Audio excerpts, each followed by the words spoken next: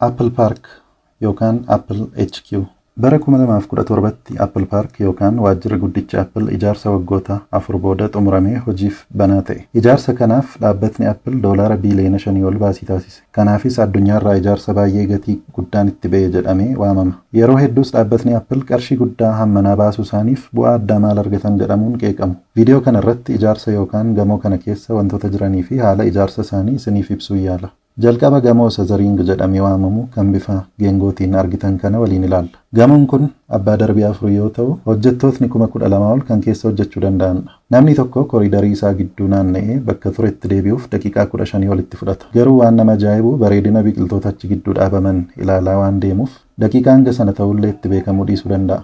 Girgiddaan yookaan keenyan isaa mastaawotii yookaan gilaasii karvii ta'an tokkoon isaanii meetira 11 hanga 14 dheerataniin kan uwwifamedha. Kun ammoo bifa paanoraamik viyuu jedhamuun bakka tokko dhaabannee otuu homtuu nun dhoksin naannawaa keenya akka gaariitti bal'inaan ilaaluu kan dandeessisudha. Apple Park kun yaada hojii bilisaa akka waliif qooduun danda'amutti jedhamee kutaan ijaarsichaa hundi banaa taasifamee kan hojjetamedha. Namootni baay'ee jaallatanis kan bifa kana qabaachuusaa jibbanis jiru. Sababni tokkoffaan qulqullinni mastaawotii yookaan gilaasii ittiin keenyan isaa hojjetame kun achi dhaabatee jiraachuunsaa kan hin beekamne waan taasiseef yeroo hedduu hojjettoonni itti rukutamanii miidhaman illee turaniiru. Bara 2018 hojjettootni lama banaa se'anii yeroo itti adeeman itti rukutamanii miidhamuun yaaliin taasifameefillee ture jedhama. Kanarraa ka'uun hojjettoonni akka itti mul'isuuf stiikii nootii ishee jennu itti maxxansuu eegalanii turan. Haa ta'u iyyuu malee Apple bareedina ijaarsichaaf waan hin tolleef akkas gochuun akka hin danda'amne himee gocha sana dhaabsiseera. Gama biraan ammoo Apple reestooraantii xixiqqaa baay'ee achi keessatti banuurra reestooraantii guddaa tokko akka qabaatu taasiseera. Kunis hojjettootni kutaa waajjira isaaniitii ba'anii fagaatanii yeroo achi keessa deemanitti akka yaada hojii bilisaa yaadaa deemanii fi hojjettoota biraa waliin illee wal quunnamanii waliif qoodaniif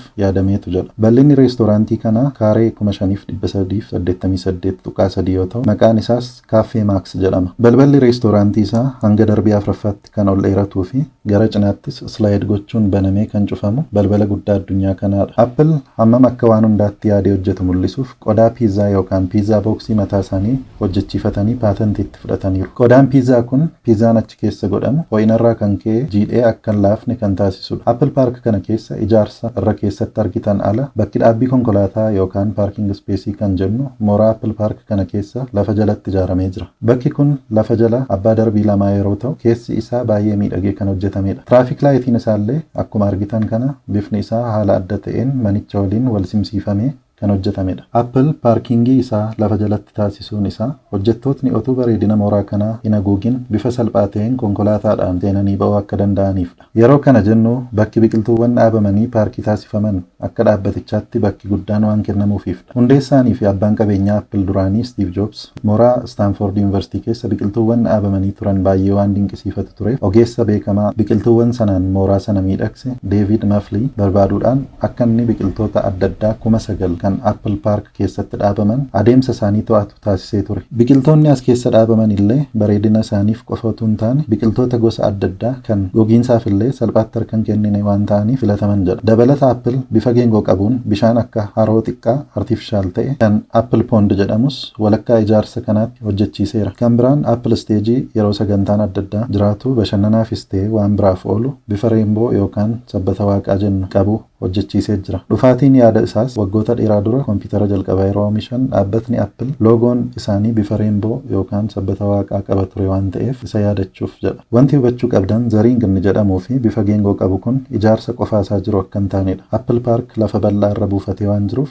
ijaarsa geengoo guddicha kana malee manootni kan biraanis bakkeerraan jiru. Kallattii biraan gaafa riingii sana keessaa baanee Apple Bicycle yookaan immoo biskiliitii Apple tokko qabannee deemnu mana guddaa qofaa jiru argina. Manni kun maqaan isaa Glendenning Barn jedhama. Manni kun bara 1960 keessa kan ijaaramee fi lafa dhaabbatni Apple waajjira isaa guddicha irratti ijaaruuf biteerra kan turedha. Dhaabbatichi mana kana diiguuf yaadus garuu bara 2014tti bulchiinsa magaalaa Kupertiinoodhaan manni kun bakka seena qabeessa jedhamee waan galmaa'eef Apple mootummaa waliin dubbachuudhaan diiguurraa of qusate bakka kuusaa meeshaalee suphiinsaa fi wantoota tokko tokko taasisuudhaan diigamuu irraa hambise. Mana kana cinaa immoo mana guddaa guddinaan isa kana caalutu argama. Manni kun bal'ina kaaree 9290 kan qabu yoo ta'u, bakka ispoortii yookaan sochii fayyummaa qaamaa itti taasisaniif ooludha. Manni kun kutaatti uffata jijjiirratan, bakka ispoortii, shaaworii, bakka gareedhaan ispoortii waliin hojjetan, laawundarii fi kutaawwan gamoo darbii lamaa kan yoogaan keessatti hojjetamu, keenyan isaa dhagaadhaan haguugame qaba. Dhagaan keenyan manichaattiin faayame kun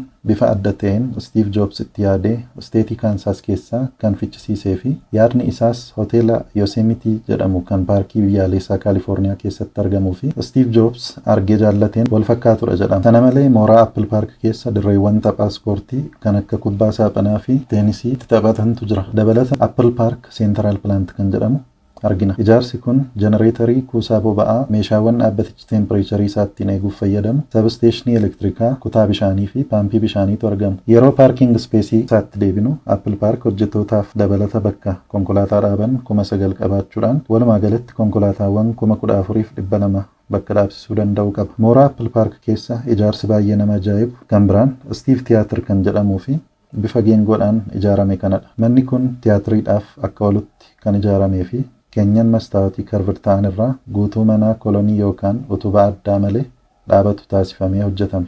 Irra keessaa homtuu waan hin mul'anneef tiyaatiriin kun eessatti argama jechuu dandeessu. Bifa geengoo sana keessa yeroo miillaan yookaan liiftii adda ta'een seentan lafa jalatti gadi buutanii kutaa guddaa akkasii argitu. Tiyaatiriin kun namoota 921 kan keessumsiisuu danda'udha. Ijaarsi isaa hedduun lafa jala kan dhokote ta'uyyuu mooraa Apple Park keessaa bakka ol ka'aa irratti kan ijaaramedha. Sababni isaas kabajaa fi yaadannoo hundeessaa fi abbaa qabeenyaa Apple duraanii Steve Jobsiif waan ijaarameef bifa adda ta'een akka mul'atutti yaadameetu. Gama biraatiin mooraa Apple keessa bakka Visitor Center jedhamu kan daawwattoonni seenanii daawwatantu argama. Ijaarsi kun ijaarsa tokkicha mooraa Apple keessaa namootni hojjetaa dhaabbatichaa hin taane seenuu danda'anidha. Gamoon kun abbaa darbii lamaa fi bakkeewwan gurguddaa afuritti qoodamedha. Tokkoffaa irratti Apple Store yookaan suuqii meeshaalee Apple keessaa bituu dandeenyudha. Lammaffaan kaaffee bal'ina kaaree 214 qabudha. Sadaffaan bakka egzibiishinii kan 3D moodeelii paarkii Apple kana bifa salphaa ta'een daawwattoonni itti ilaaluu danda'an.